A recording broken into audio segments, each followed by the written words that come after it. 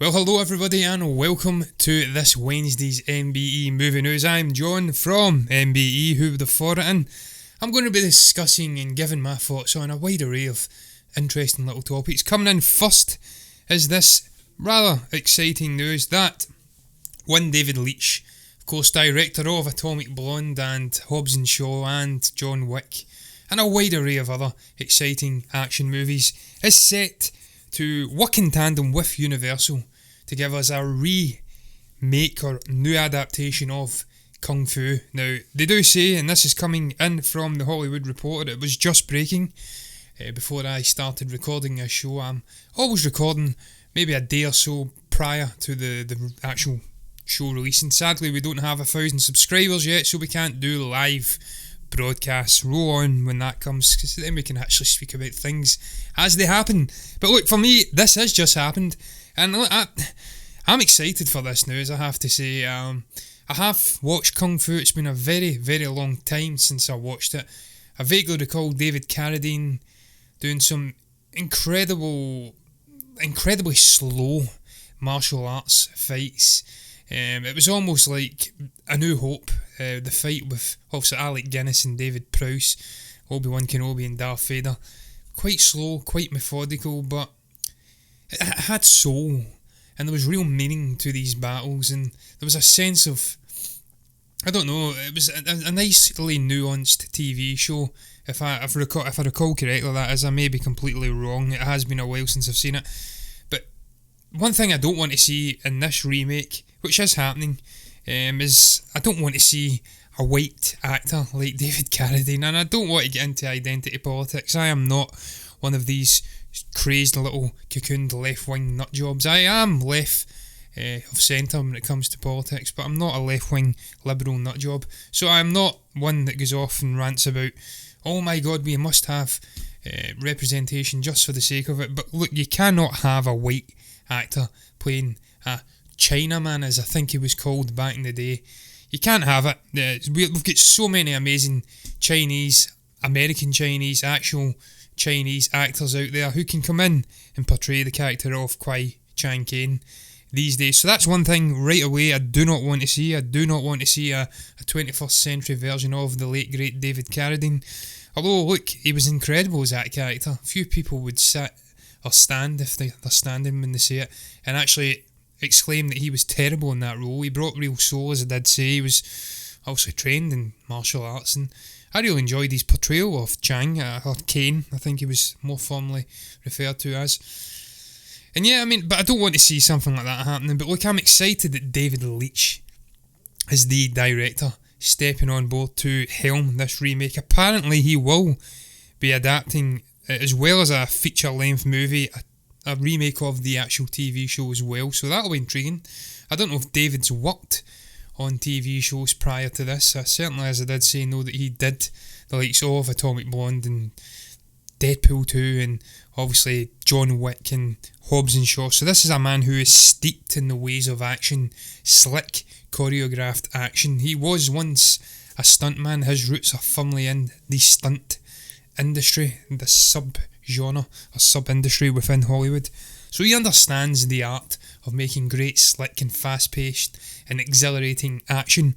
So I feel like he's the perfect man. He's proven that he can do a good action movie across a wide array of different action movies. And look, Atomic Blonde is probably the worst of the movies he has done, but Lord knows, anyone that's seen that movie and watched Charlize Theron fight 3, 4, 5, 6, Lord knows how many enemies whilst going down or going upstairs. It was just an incredible sequence, and it almost felt one shot. It probably wasn't. So I think he's the absolutely correct decision, if you'd like to come in and do this. I'm glad that Universal are perhaps giving this rebooted version of a classic IP from back in the 1970s. I'm 30 years old, incidentally. I'm not some 90-year-old who's done up in a fairly younger look. So I shouldn't be as excited for this as I apparently am. But look, I just love David Leitch, man. I've been watching this guy's movies for so long. I reviewed Atomic Blonde a couple of years ago, and actually I thought it was okay. I thought it was not too bad. I'm contradicting myself slightly. It's probably the worst of his movies, but still full to the brim with action. Incidentally, he is actually working on a Bruce Lee remake as well. I think it's Enter the Dragon. He's currently working perhaps with Universal as well to do so. This man's a busy boy. I think he was putting his hat his name into the hat for The Matrix 4 as well. I think he worked on The Matrix in some guise, and he was up for stepping in and maybe part directing that alongside one of the Wachowskis. I think it's Lana Wachowski. So look, this is really good news for me. I hope it's a lot slicker and faster, but somehow manages to retain the nuance and the emotion which was real and palpable in the fight sequences in the original TV show. And look, Carradine, it's going to be a hard time replacing David Carradine as the title lead. It really is. You're going to have your work cut out, but I am confident with the likes of that young chap they plucked out of nowhere from the Canadian Chinese actor for the lead role of Shang-Chi. There's names like that, even unknowns at the moment. They're not relatively big names who you could pluck and bring them into this, and it could breed a new star. So I'm excited for it, man. As I did say, I'm absolutely delighted to see that Mr. Leitch is involved, and when you actually look at who he is working with as well, it's very exciting times indeed. So yes, man, I'm not got much more to say, but look guys, I'm digging myself a hole, man. I'm going to grasshopper right into the next topic, and it's all about Dwayne Johnson. And he is set to start shooting on his new Netflix movie, Red Notice. Obviously, Dwayne has had some tragic news over the last few days. It's heartbreaking to see a guy who's just vivacious and full of life and got a real passion for getting up and fighting every day and obviously hitting the weights. And he's such a hard-working guy, driven and determined. He's been a sort of hero figure for me for the last 20 odd years. I grew up watching the Attitude Era of WWF, what as it was called back then, now WWE. Been a big fan of this man. He's been a real hero figure to me, just his attitude, his mentality.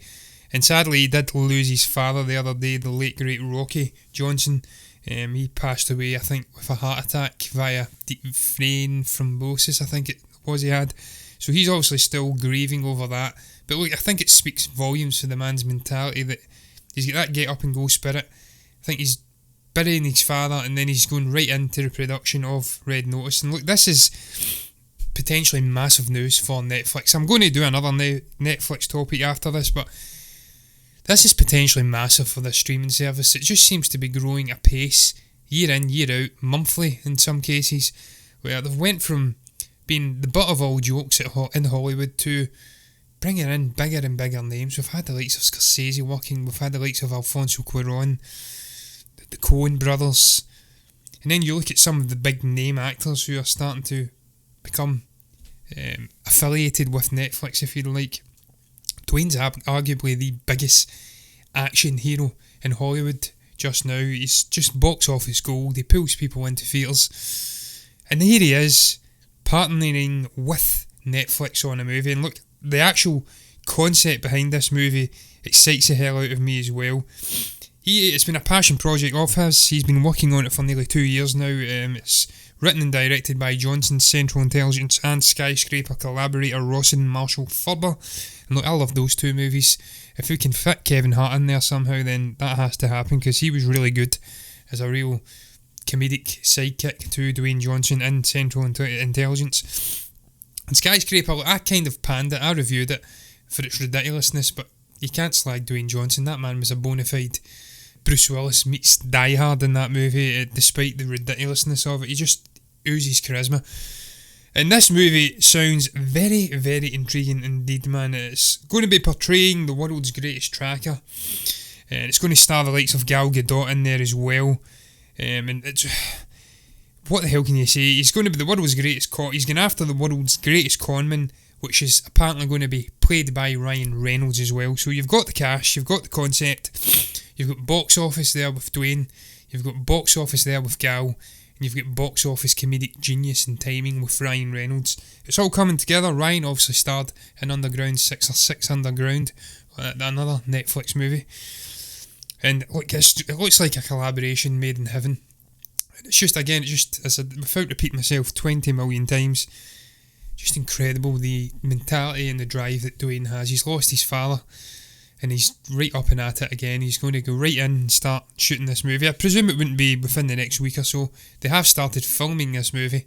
He's not there as of yet. They're probably rejigged the schedule and how they're shooting the movie to try and get the bulk of the scenes not involving Dwayne out the way. Then when he comes in, they can really go hammer and tong, put this movie together in sharp and short shrift indeed. Apparently it's going to come out in the mid to late 2021, so I'm excited for it, man. It's red notice, short notice. I'm looking goddamn forward to it. Some of my favourite names in there. I love Gal Gadot, what she's did on Wonder Woman. I really, really enjoy Ryan Reynolds now, and as I said before, Dwayne is a big hero of mine. Love the man, so I am on board for that. Hats off to Netflix. And look, talking about Netflix, I will go right into the third topic, and this one is all about one Bradley Cooper developing the Leonard Bernstein biopic, and he is set to work in tandem with Spielberg, Steven that is, which is ironic because Steven was obviously slagging the absolute hell out of Netflix for many a year, saying they didn't deserve to be nominated for Oscars and that they were more inclined to be an Emmy, if you like, a good TV movie. So he's working in tandem with Bradley Cooper alongside Martin Scorsese. They will both be producing this movie about the legendary composer that is, of course, Leonard Bernstein, a man who worked on the likes of West Side Story and a whole host of other incredible movies from the 1940s and 50s. He wasn't just a movie composer, he was a real force of nature, this man. One of the first highly successful composers born and bred in the United States to go on and really carve a career for himself. This man created theatrical productions, he created symphonic movements, if you like. I don't think that's the correct term, but he was just a real force of nature, a real interesting guy with an incredible coloured life. And Bradley Cooper, of course, coming off hot on the heels of his success with A Star Is Born.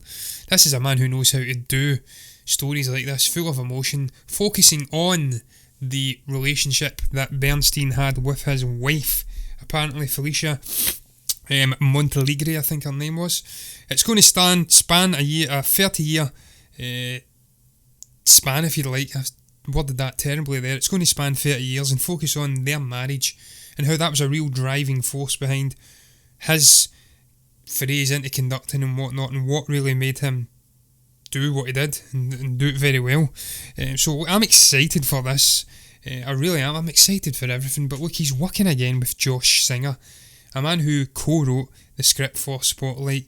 He is also working with a whole array of other people that he is, quite frankly, always on board with, the likes of Todd Phillips, who both worked together on the incredibly successful, most nominated Oscar movie, that is The Joker.